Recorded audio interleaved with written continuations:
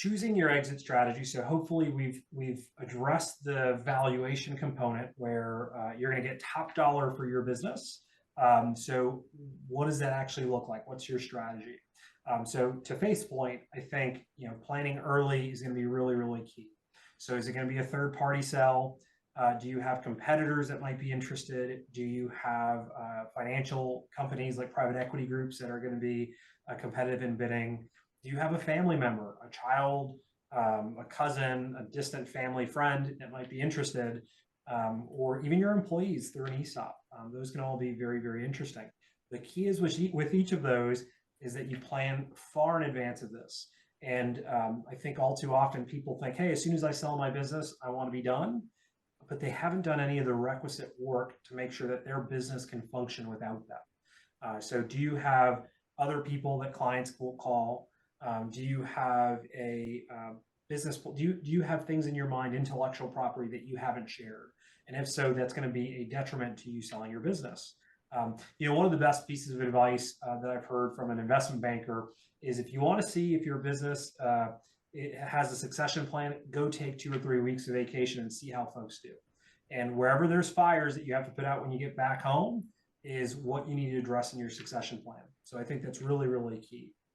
So consider the timing of your exit, consider the taxable implications, work with somebody like Faith or myself or a CPA to really be proactive with each component. So timing, the structuring of the sale, do we have lots of inventory that potentially will be treated as ordinary income tax? All those things should be addressed proactively. And it's all too often when you're ready to hit eject that you want to get out of your business because you're too old or too tired or a combination of both. By then it's too late to address some of these things. So again, if you want to get top value for your business, if you want to reward your clients that have been faithful to you for all these years, make sure that you have your succession plan, make sure you have your exit strategy. And really, if you're proactive with planning, you will hold all the cards in your exit.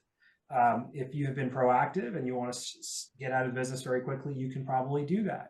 If you want to get top dollar for your business, who might be the players that will afford to pay the most for it?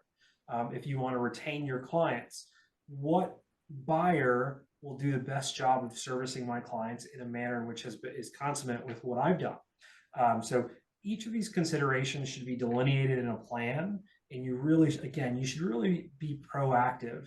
And lots of folks, getting the most amount of money for your business is an important element, but the level of continuity after you've left is equally important. And to me, Faith and I work in service industries. We are only as good as the clients that we serve and how well we serve them. So my last, my earliest consideration, the last thing I would want to do is sell to a buyer who's going to disrupt all these clients that have been faithful to me. So be really mindful of all these things as you're working through your exit strategy.